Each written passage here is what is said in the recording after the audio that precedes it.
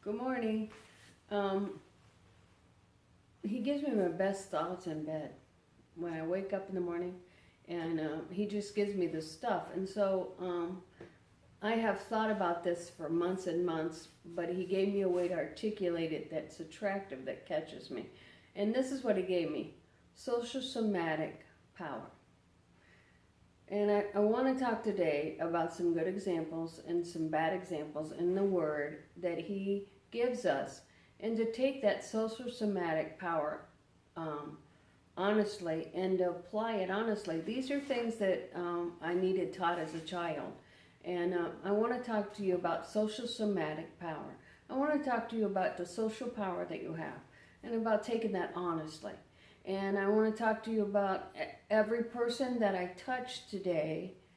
Socially, I have the power to bring His kingdom or not bring His kingdom. And I have the power to uplift, or I have the power to tear down. And this is what it says about Jesus. Jesus went about doing what? Good. Everywhere He went. And I want to talk to you about taking your social power, social somatic. And the reason I say social somatic is because it's something that happens that it's going to happen whether we acknowledge it or not. Do you understand? I'm going to speak to you today and say hi, and I'm going to acknowledge that power. I'm not going to acknowledge that power. And I'm going to deal with my granddaughter. Socially, I'm going to deal with her positively or negatively. And about taking that power honestly. My husband, today I'm going to deal with him with encouragement or negativity. And to take that social power honestly and to stand up in it and take responsibility and to understand that what I build, or what I tear down, I tear down.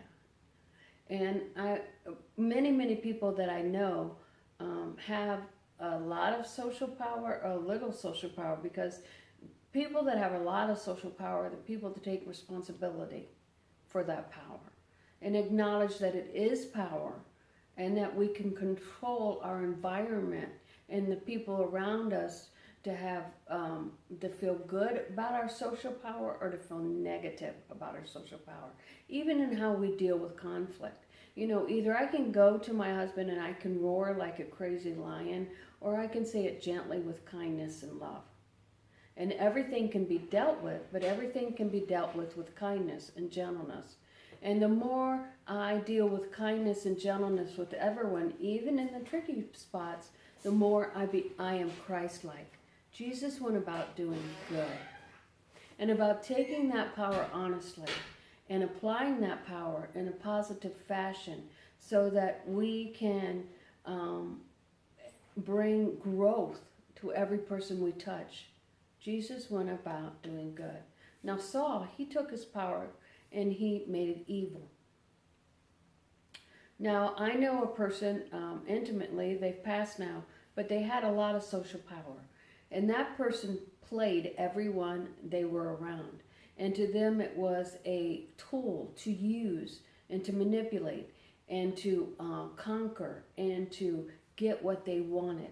See, and that's a negative application of social somatic power.